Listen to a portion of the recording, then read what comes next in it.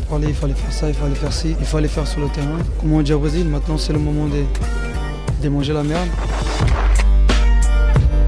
Salut, bienvenue dans la quotidienne. Incroyable mais vrai, mais hier soir, le Paris Saint-Germain s'est fait éliminer de la Ligue des Champions par Manchester United, 3-1, 2 ans pratiquement après la remontada. Les Parisiens se font donc éliminer de la compétition alors que pratiquement tout le monde les voyait déjà se qualifier en quart de finale.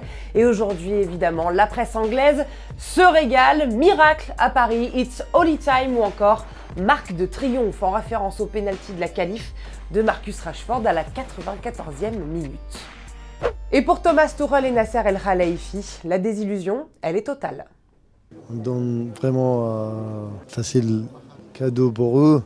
C'est vraiment, je comprends pas. Menu n'a pas eu seulement une occasion de faire un but, mais pourquoi pour faire quoi? Nous avons joué bien, nous avons défendu très haut, nous avons contrôlé le match complètement.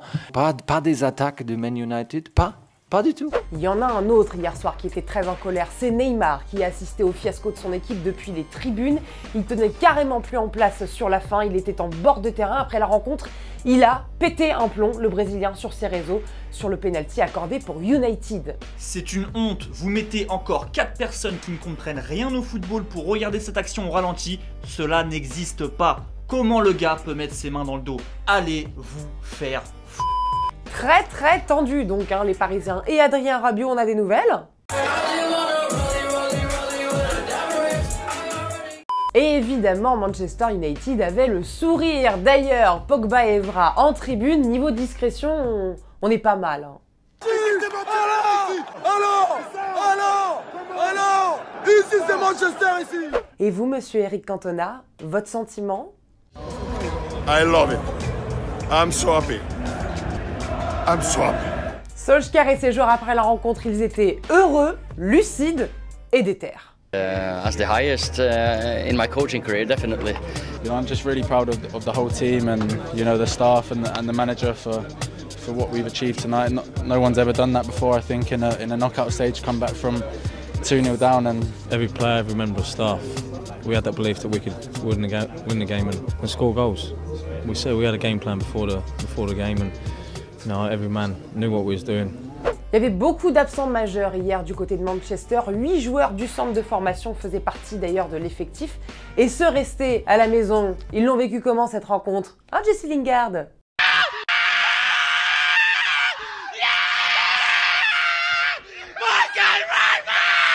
That is what we do, John.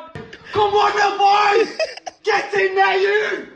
On va faire une petite pause et on va rester dans le thème célébration mancunienne, et ceci est un hommage à tous ceux qui célèbrent un petit peu trop leur but.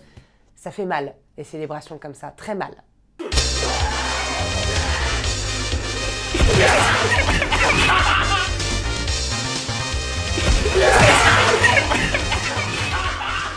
Bon, Charlotte, les supporters parisiens, ils sont un peu déprimés. Vous avez quelqu'un pour leur remonter le moral un petit peu quand même? J'ai trouvé le président Jean-Michel Aulas, président de l'Olympique Lyonnais. Président, c'est incroyable ce qui s'est passé hier. On est d'accord que maintenant tout le monde doit être derrière Lyon en Ligue des Champions. Ouais, je pense que nous étions tous derrière Paris, ça n'a pas suffi. Donc il faudra effectivement beaucoup de soutien. On aura 5000 Lyonnais qui seront d'ailleurs au Camp Nou, c'est colossal. Je ne sais pas si ce sera suffisant, mais sachez que notre énergie, elle est tournée véritablement vers ce match parce qu'on a pris des responsabilités supplémentaires. Qu'est-ce qu'on peut dire, juste un petit mot pour réconforter les supporters parisiens? On sait que c'est très difficile. Bon, c'est des choses qu'il faut pouvoir accepter pour pouvoir se relancer, parce que le principal, c'est pas d'être nostalgique de ce qui s'est passé hier, c'est de se préparer mentalement à ce qui se passera demain. Et Paris a véritablement tout ce qu'il faut pour pouvoir gagner la Ligue des Champions. J'étais persuadé personnellement que c'était la bonne année. Donc voilà, donc il faut ne pas en vouloir aux joueurs, il faut faire confiance aux dirigeants, et puis Paris gagnera l'année prochaine. Et là, on est tous avec lui en Ligue des Champions. Allez les Lyonnais. C'est sympa en tout cas. Merci Jean-Michel, merci beaucoup.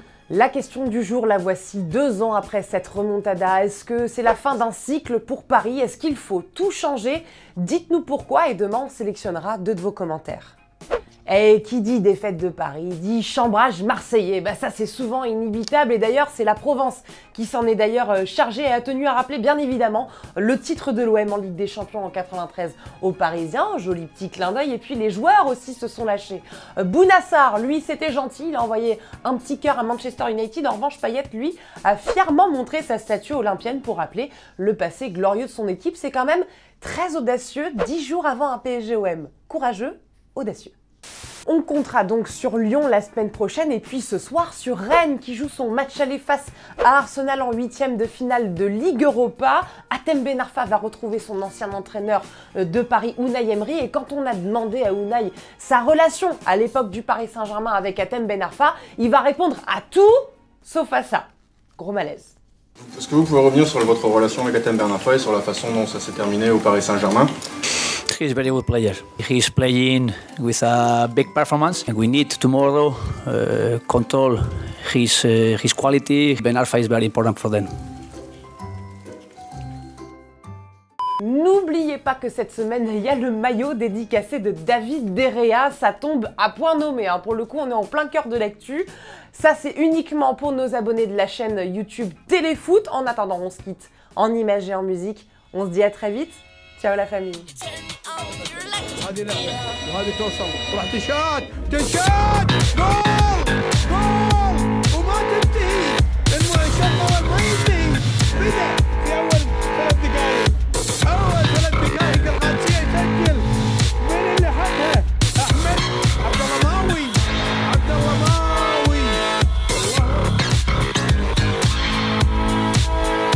Et n'oublie pas, tu peux cliquer sur le blason Téléfoot là juste à droite pour t'abonner à la chaîne et du coup ne rien rater du contenu exclusif. À la prochaine!